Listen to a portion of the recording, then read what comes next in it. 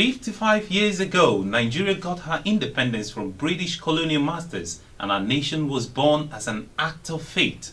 Today, it is holding up still as an act of fate. All the predictions that the nation would break up on account of many challenges it has faced in 55-year history has not come to pass. The 2015 presidential election, which many had feared would threaten the stability of Nigeria, ushered in the first transfer of power from one political party to another in the country, and Nigeria can today celebrate 5.5 decades of existence as an independent country. There are many reasons to celebrate 55 years of Nigeria's independence. And on that note, we're bringing you the news from African Free Press Television. My name is Leo Oketa with the news updates.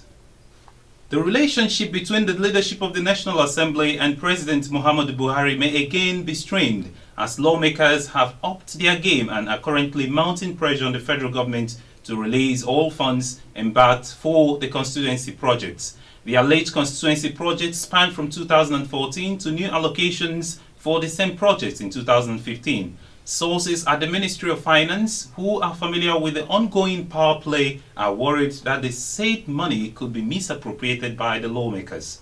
The worry is hinged on the fact that the sums may be used to service loans incurred by the lawmakers during the electioneering campaigns. In line with his anti-graft posturing and change mantra, President Muhammadu Buhari has ordered a complete audit of the Nigerian National Petroleum Corporation (NNPC), Federal Inland Revenue Service (FIRS), Central Bank of Nigeria (CBN), and other revenue generating agencies. This is even as he challenged Nigerians to embrace his agenda for change, arguing that change does not just happen. The president, in his message to mark Nigeria's 55th anniversary, equally urged Nigerians to be grateful to Dr. Goodluck Jonathan for accepting defeat in the March 28 presidential election, an action which he said saved the country from untold consequences, stating that his administration is not out to chase anyone around. President Muhammadu Buhari has called on Nigerians to stop their unruly behavior to achieve progress. In an address to mark the 55 years of independence from British rule, he said Nigerians would have to face squarely the economic crisis caused by the sharp fall in oil prices.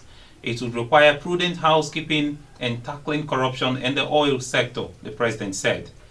It was his first address to the nation since becoming president in May.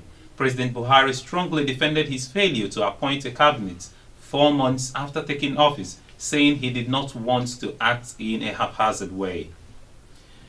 Enugu State Governor Ifeanyi Ugwuanyi yesterday confirmed that he inherited 32.27 billion naira debt comprising arrears of salaries, pensions and gratuities owed workers in the state. Accountant General of the state, Mr. Pascal Okoli, gave the figure at a meeting convened by the government at the Government House to discuss with leaders of labor unions in the state on how to disperse the 4.2 billion naira bailout approved for the state to pay its workers. The state is yet to be credited with the sum. Breaking the figure down, Okoli said 13.4 billion out of the debt constituted arrears of pensions, gratuities and subventions to parastatals and boards, while the balance of 18.7 billion naira comprised outstanding arrears owed by the local governments.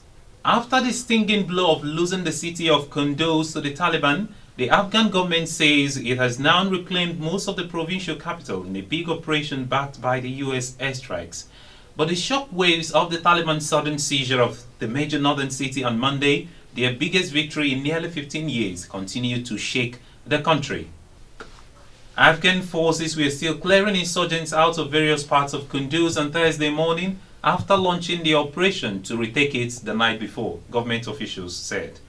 Manchester United are suffering after 6 matches in 18 days, says boss Louis van Gaal, following his side's 2-1 Champions League win over Wolfsburg. Juan Mata's first half penalty and Chris Smalling's 53rd minute goal gave United their first Group B victory. The Premier League leaders, who visit Arsenal on Sunday, had to hold on as Wolfsburg pressed for an equalizer. United lost their first group game against PSV Eindhoven But victory over Wolfsburg means all four teams are level on 3 points after 2 matches.